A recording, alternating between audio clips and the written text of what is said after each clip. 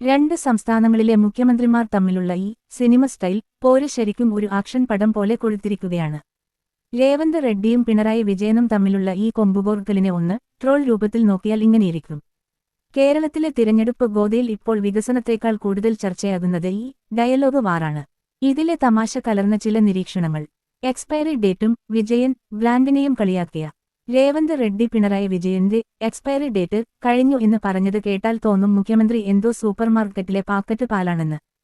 പക്ഷേ മറുപടി കൊടുക്കുന്ന കാര്യത്തിൽ പിണറായി അല്പം കടന്നുപോയി. ബൈ ബൈ എന്ന് പറഞ്ഞ റെഡ്ഡിക്ക് നേരെ ഡാഷ് മോനെ എന്ന് തുടങ്ങിയപ്പോൾ സംഗതി സെൻസർ ബോർഡ് ഇടപെടേണ്ട അവസ്ഥയിലായി. നീ പോ മോനെ വിജയ എന്ന മോഹൻലാലിന്റെ ഐതിഹാസിക ഡയലോഗ് തെലങ്കാന മുഖ്യമന്ത്രി കടമെടുത്തപ്പോൾ കേരളത്തിലെ കോൺഗ്രസുകാർക്ക് അത് പാലാഭിഷേകം നടത്താനുള്ള വകയായി. പക്ഷേ മറുപടി വരുന്നുണ്ട് എന്ന് പറഞ്ഞപ്പോൾ എല്ലാവരും കരുതിയത് അടുത്ത ആക്ഷൻ സീൻ ആയിരിക്കുമെന്നാണ്. വ്യക്തിപരമായ അധിക്ഷേപം കിട്ടിയപ്പോൾ പിണറായി വിജയൻ തിരിച്ചടിച്ചത് എങ്ങനെയാണെന്നോ ഒരു ഒന്നൊന്നര ഹിസ്റ്ററി ക്ലാസ് എടുത്തുകൊണ്ട്.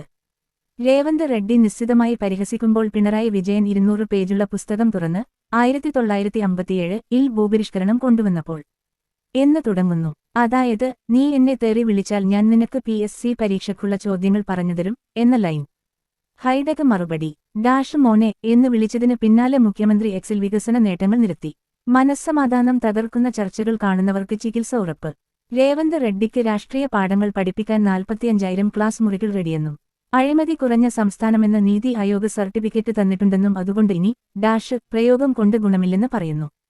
ചുരുക്കത്തിൽ ഒരു വശത്ത് തെലുങ്ക് പടത്തിലെ നായകനെപ്പോലെ മാസ് ഡയലോഗ് അടിക്കുന്ന രേവന്ത് റെഡ്ഡി, മറുവശത്ത് പിടിച്ചു നിൽക്കാൻ നീ എന്ത് വേണമെങ്കിലും പറഞ്ഞോ, പക്ഷേ ചരിത്രവും ഭൂമിശാസ്ത്രവും പഠിക്കാതെ എന്റെ അടുത്ത് വരരുത് എന്ന് ഉരുണ്ടുമാറി പിണറായി.